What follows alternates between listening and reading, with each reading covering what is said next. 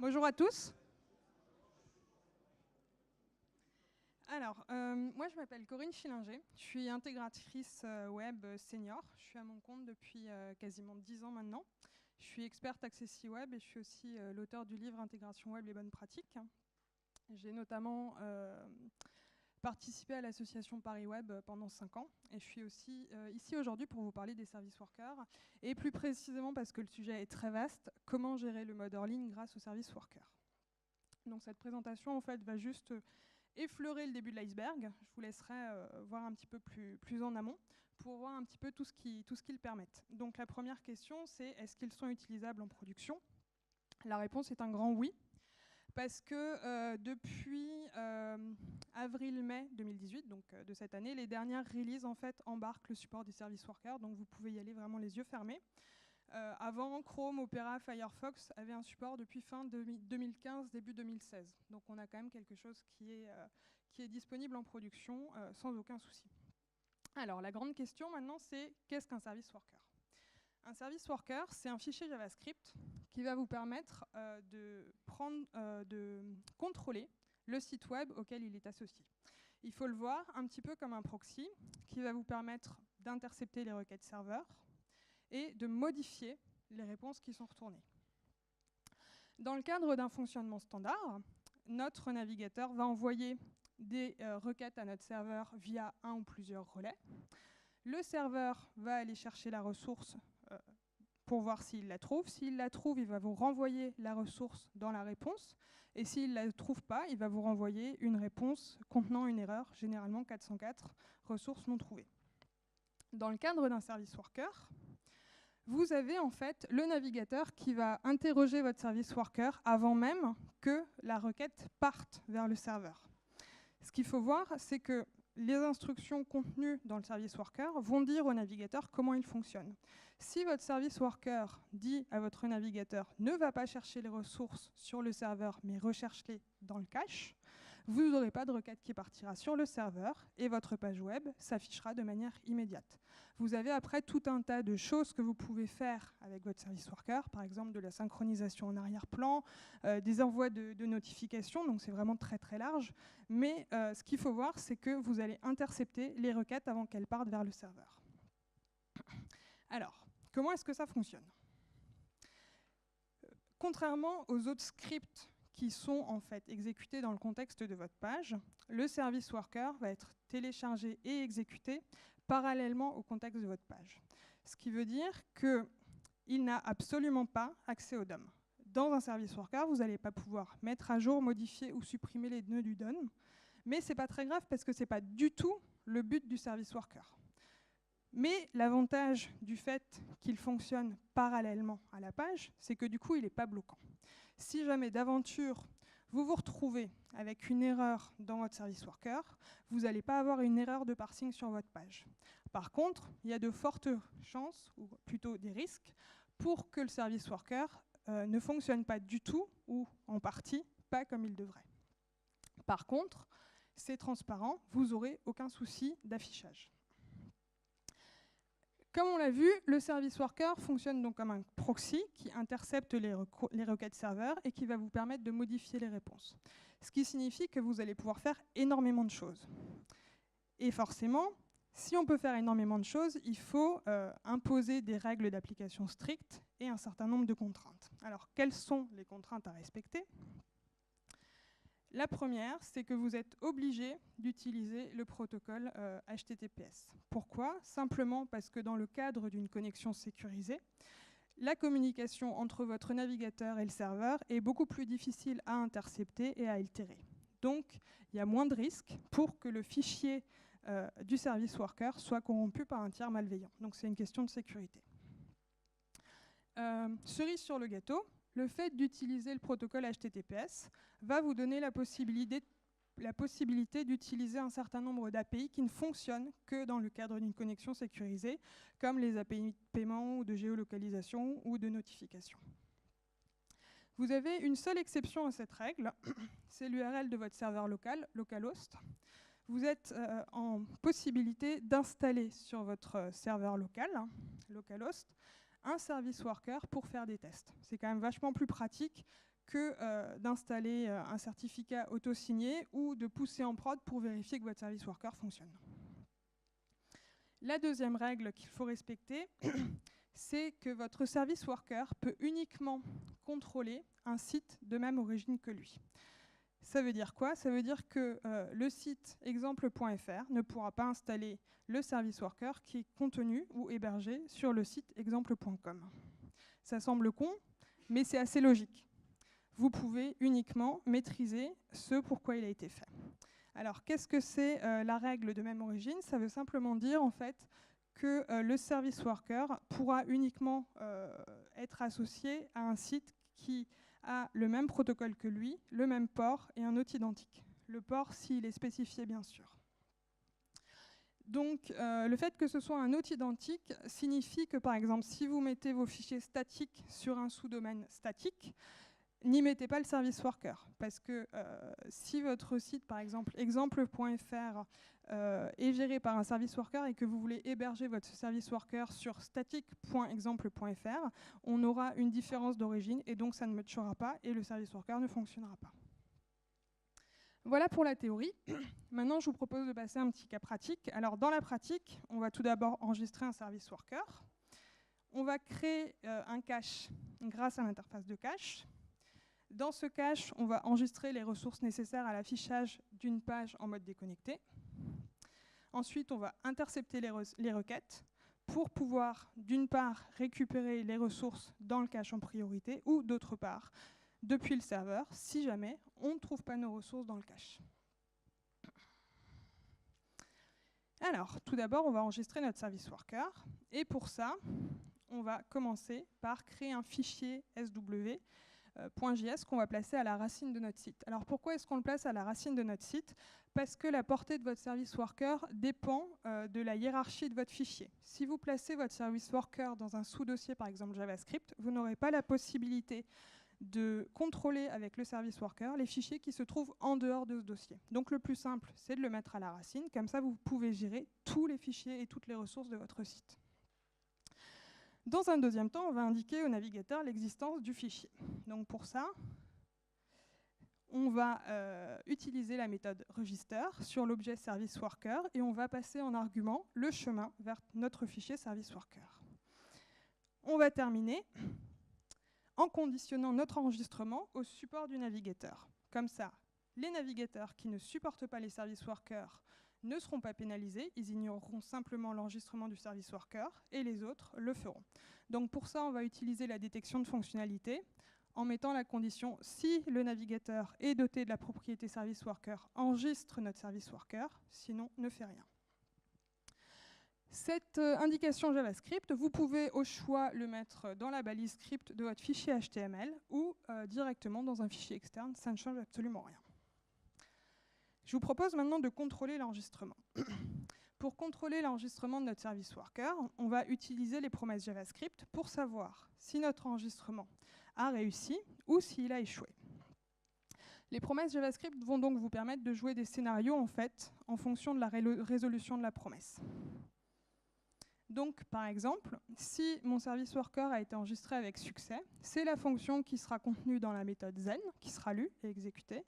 À l'inverse, si mon service worker n'a pas été enregistré correctement, ce sera la fonction contenue dans la méthode catch qui le sera.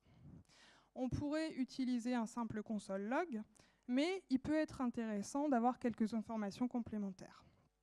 Pour ça, on va en fait passer des données aux fonctions qui sont en attente d'exécution via les promesses. Donc on va par exemple passer les données dans la fonction qui se trouve dans la méthode zen au niveau de l'enregistrement, ce qui va nous permettre de récupérer la portée de notre service worker en cas de succès d'installation.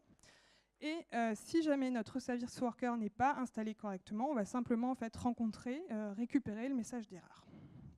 Alors c'est un peu abstrait, donc je vais vous montrer ce que ça donne. Voilà.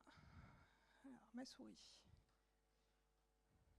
Donc, dans le cadre de la première page, j'ai un échec d'enregistrement parce que j'ai simplement en fait indiqué une mauvaise URL. Donc vous voyez que ma console m'indique que j'ai un échec de l'enregistrement du service worker et la deuxième ligne en fait vous indique très simplement l'erreur qui a été rencontrée, dans ce cas-là, un code 404, parce que le fichier n'a pas été trouvé.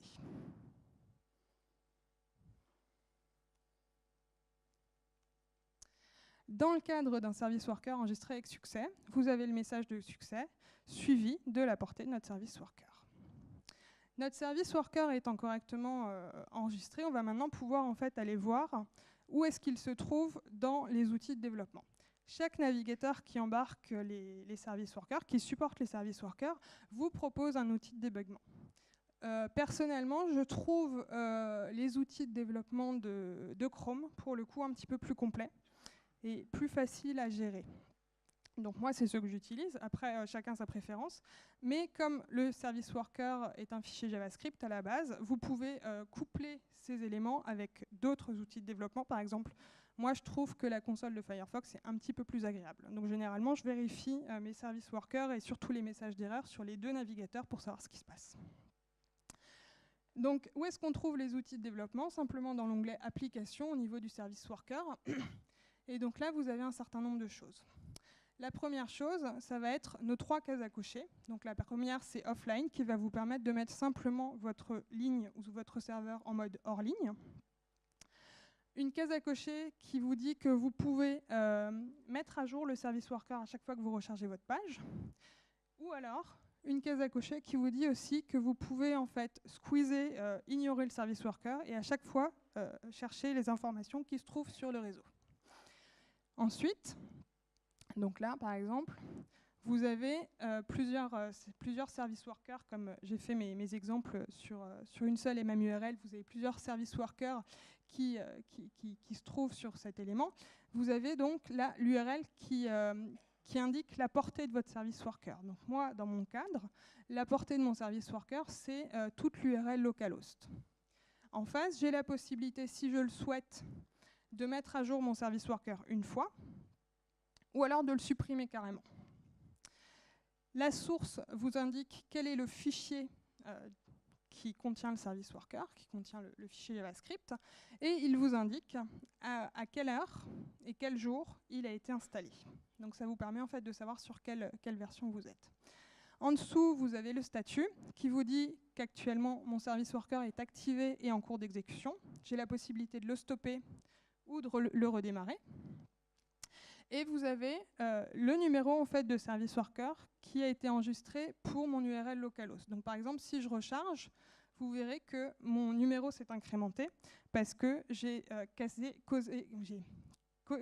coché la case à cocher qui dit qu'à chaque fois que je recharge ma page, je veux mettre à jour mon service worker. Ensuite, vous avez les clients qui vous indiquent pour une URL donnée les pages qui ont initié un ou plusieurs service workers. Donc là, dans mon cadre, c'est la page numéro 2. Avec les éléments en bas push et sync, qui sont des boutons qui vous permettent en fait de pusher des notifications ou de pousser les synchronisations d'arrière-plan.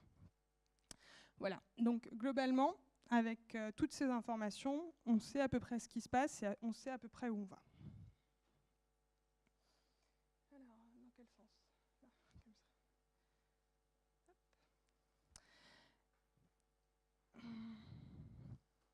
Voilà. Vous aurez remarqué que je vous ai dit qu'on a la possibilité de détruire, de mettre à jour automatiquement le service worker.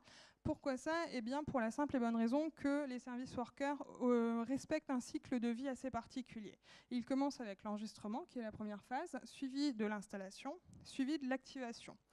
Lorsqu'on est dans une installation initiale, ces 3 phases se succèdent les unes derrière les autres. Par contre, lorsqu'on se trouve dans le cadre d'une mise à jour, ces 3 étapes ne se succèdent pas les unes derrière les autres. On vient installer une 3e étape qui est la période d'attente. Pourquoi?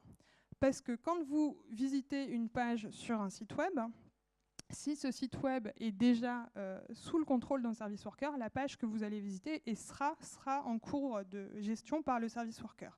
Donc vous ne pouvez pas en fait dire à votre service worker « mets-toi à jour » ou « remplace celui qui est déjà en place » pour la simple et bonne raison que vous auriez une coupure de service. Donc, qu'est-ce que va faire le service worker? Il va arriver, il va être là, ok, bah, y a déjà un service worker qui est en cours d'exécution, pas de souci, je suis installé, je me mets en attente, et quand ce sera le moment, je m'activerai à la place de l'ancien, et l'ancien sera simplement oublié. Voilà. Vous pouvez voir ça un petit peu comme les mises à jour des navigateurs. Par exemple, Chrome, quand il télécharge, quand il découvre en fait qu'il y a une nouvelle, quand il est au courant qu'il y a une nouvelle version, qu'est-ce qu'il fait? Il va la télécharger en arrière-plan. Quand vous allez fermer Chrome, il ne va rien se passer. Quand vous allez le rouvrir, la mise à jour va simplement se lancer avant que vous puissiez utiliser le navigateur. Globalement, c'est à peu près la même chose. Il faut donc que toutes les fenêtres de votre navigateur qui utilisent le service worker soient fermées pour que le service worker, mis à jour, puisse prendre le pas sur l'ancien. Voilà. Donc ça, c'était juste la petite explication, parce que des fois, on ne comprend pas bien pourquoi est-ce qu'il faut recharger la page avant que les modifications soient prises en charge. On va donc passer à la suite. On a enregistré notre service worker, mais il ne se passe rien. Et pour cause, notre service worker ne fait absolument rien. On va donc maintenant créer le cache, et pour ça, on va se reposer sur l'interface de cache, l'API cache. Alors, comment est-ce qu'on va créer notre cache? On va simplement se reposer sur la méthode open de l'objet cache, donc comme ça. Et on va passer en argument de cette méthode le nom kiwi, qui est le nom de mon cache, que j'ai versionné. Pourquoi est-ce que j'ai versionné? Simplement pour, par la suite, quand je mets à jour mon service worker, ça me permet de savoir un peu où j'en suis et quels sont les caches en cours d'utilisation. Ensuite, on va suivre la création de notre cache grâce aux promesses. Donc, on va respecter la même structure que précédemment, à savoir then, notre fonction de succès est exécutée, ou catch, notre fonction d'échec est exécutée. Par contre, ce qu'il faut voir, c'est que si jamais votre cache n'est pas ouvert correctement, vous ne pouvez absolument rien faire. Donc, du coup, ce n'est pas la peine de l'utiliser et de l'employer. Par contre, on va se concentrer sur la méthode then et sur la fonction qui sera passée dans cette dernière. On va utiliser les données qui sont passées à l'intérieur de la promesse et on va lui remettre une étiquette cache qu'on utilisera tout à l'heure. Alors, la deuxième question, c'est mon cache est créé, mais quand est-ce que je le crée? La réponse, c'est je vais créer mon cache à l'installation de mon service worker. Pourquoi? Parce que comme ça, la prochaine fois que le visiteur visite mon site, il peut utiliser tout de suite les instructions de mon service worker parce que le cache sera créé et rempli. Donc pour ça, on va utiliser le gestionnaire d'événements Add Event Listener qui va reposer sur l'événement install parce qu'on veut créer notre service worker à l'installation on veut créer notre cache à l'installation du service worker.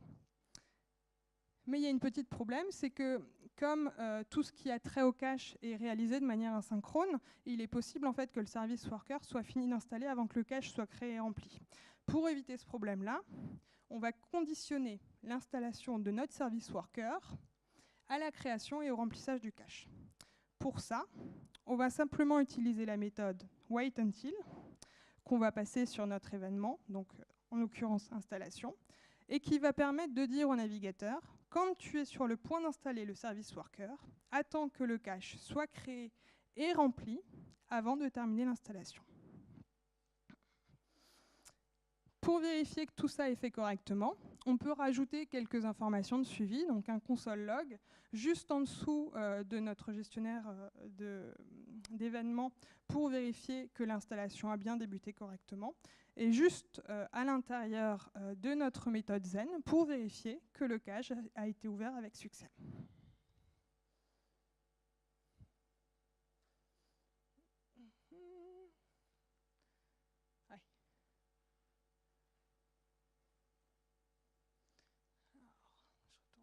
Là. Voilà. Et donc là, vous voyez que j'ai mon retour console qui me dit que le service worker est bien en cours d'installation et que mon cache est ouvert. Maintenant, c'est bien beau. Qu'est-ce qu'il faut faire? Il faut... J'arriverai pas à m'y faire. Ok. Il faut là. Il faut remplir le cache.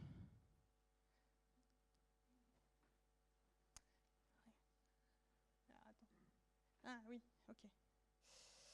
Alors, on va donc enregistrer les fichiers dans notre cache. Alors, comment est-ce qu'on va faire ça? On va simplement lister les URL des fichiers dont on a besoin dans un tableau. On pourrait passer directement le tableau d'URL à l'intérieur de notre fonction, mais il sera plus simple en fait de passer par une variable que vous pourrez mettre à jour en début de fichier. Donc pour ce faire, j'ai créé la variable fichier, à l'intérieur de laquelle j'ai listé donc, tous les fichiers dont j'aurai besoin pour l'affichage de ma page en mode déconnecté.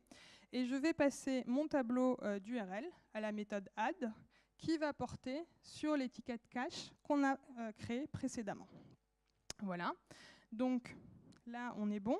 Il ne reste plus qu'à retourner le résultat à l'événement install pour que on arrive au bloc de code suivant qui nous dise lorsque tu es sur le point d'installer le service worker, attends que le cache ait été créé et qu'il ait été rempli avec la liste de fichiers que je t'ai donnée.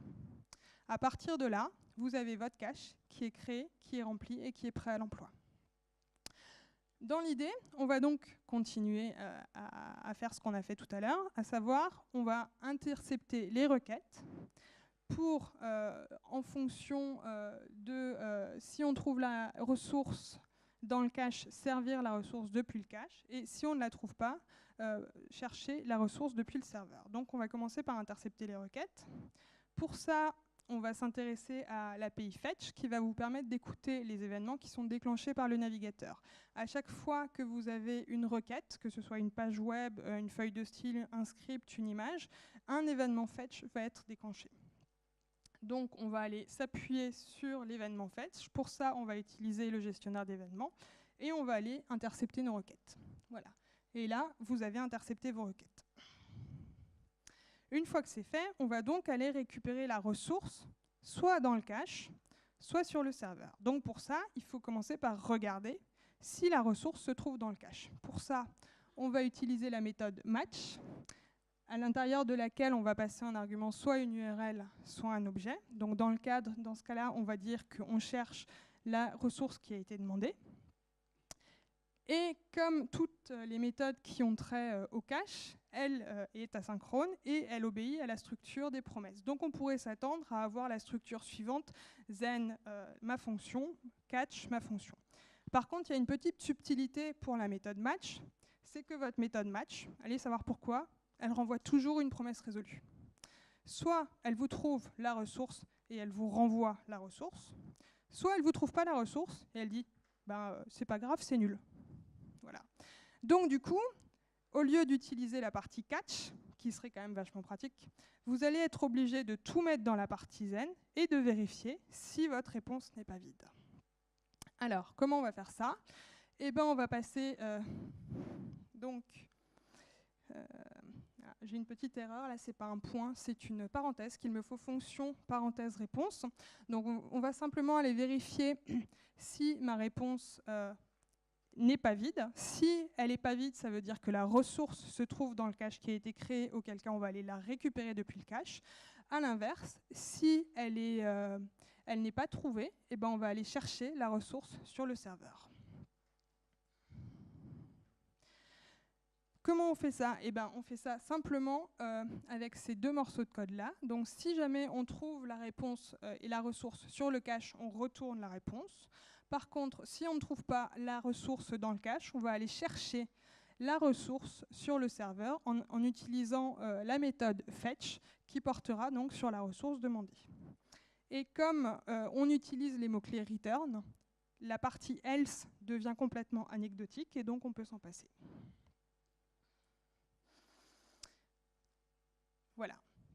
Donc là, qu'est-ce qu'on fait? On est allé récupérer la ressource dans le cache ou sur le serveur. Il nous reste juste une étape à faire, ça va être de retourner la ressource au navigateur. Pour ça, on va utiliser la méthode ResponseWith qui va vous permettre de créer une réponse personnalisée. Et donc le contenu de cette réponse personnalisée, ça va être la ressource qu'on aura récupérée, donc soit du cache, soit du serveur.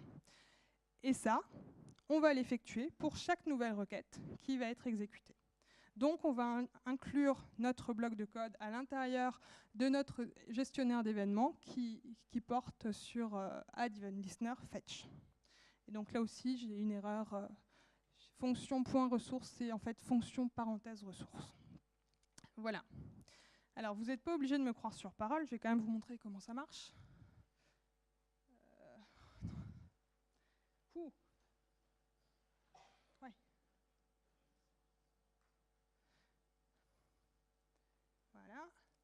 Donc, dans le cadre d'un fonctionnement normal, quand je passe mon application en mode offline, je me retrouve avec une page d'erreur. À l'inverse, si je charge donc le fichier qui contient mon service worker, voilà, et que je passe en mode offline, ta ta ta ta, voilà, il s'affiche correctement. Donc là, on est bien en mode offline, et donc c'est la page offline qui s'affiche parce que j'ai enregistré toutes les ressources.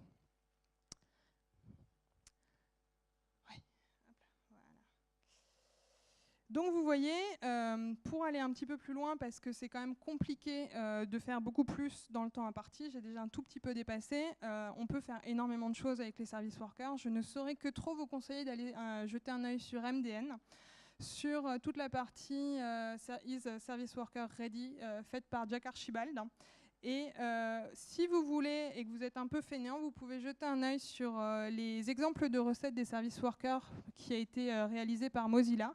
Ou alors, si vous avez un petit peu plus de temps, n'hésitez pas à lire le livre Going Offline de Jeremy Skiss, qui est vraiment, vraiment top.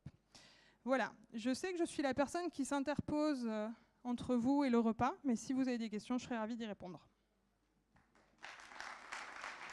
Regardez ça.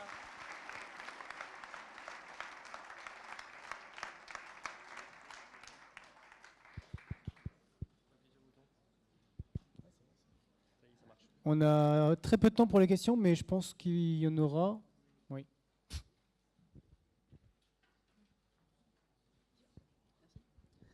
Bonjour, merci pour cette présentation. Vous avez parlé des service workers appliqués au système de paiement. Et je voudrais bien savoir qu'est-ce qu'on pourrait mettre dans une donnée en cache qui est liée au paiement. Alors, j'ai absolument pas du tout regardé quelles sont les données en fait relatives à ce genre de choses parce que j'ai pas de cas d'usage en fait. Je sais que ça existe, qu'il est possible. Alors, c'est pas les service workers appliqués au paiement, c'est en fait les API de paiement qui sont juste disponibles dans un cadre sécurisé. C'est un peu différent. En fait, les service workers sont comme les API de paiement, de notification et de géolocalisation, obligatoirement accessibles uniquement dans un contexte sécurisé. C'était simplement ça la relation. D'accord. Ok, voilà. Merci.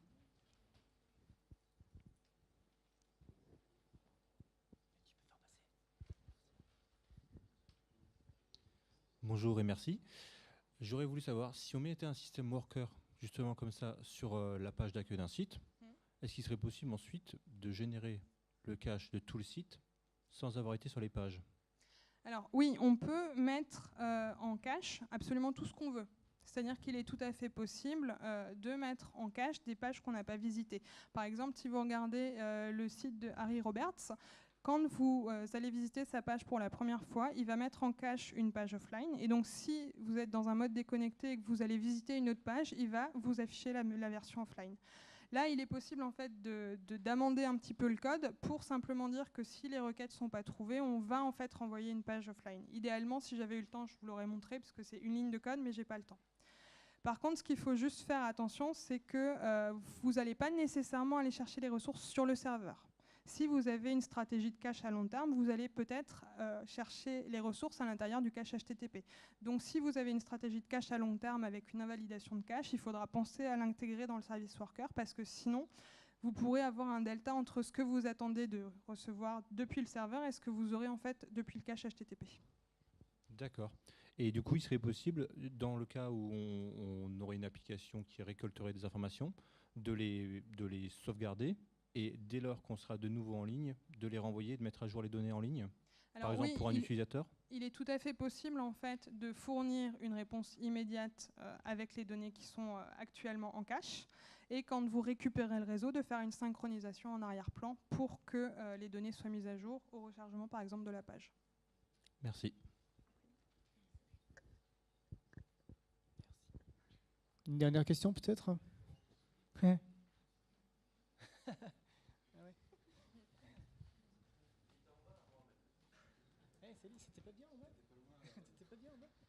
C'est vrai que j'ai j'étais pas bien, j'avais envie d'avoir plus chaud en me mettant haut. Bonjour. Merci, comme d'habitude c'était hyper clair, hyper didactique. Ma question est la suivante. Tu peux installer donc plusieurs service workers sur une même page. Est-ce qu'à ta connaissance, il y a déjà des librairies de service workers tout faits qui permettraient de facilement installer ou du cache, parce que finalement on refait toujours un peu la même chose, tu vois, on refait toujours un peu la même chose quand on fait du cache, etc. Tu as là les exemples de service workers prêts à l'emploi sur l'URL serviceworker.rs. C'est une bibliothèque de service workers pour de la mise en cache, des événements push, ce genre de choses. Il suffit de regarder un peu comment ça marche, tu peux recopier le code et c'est parti. Merci. De rien. Merci Corinne.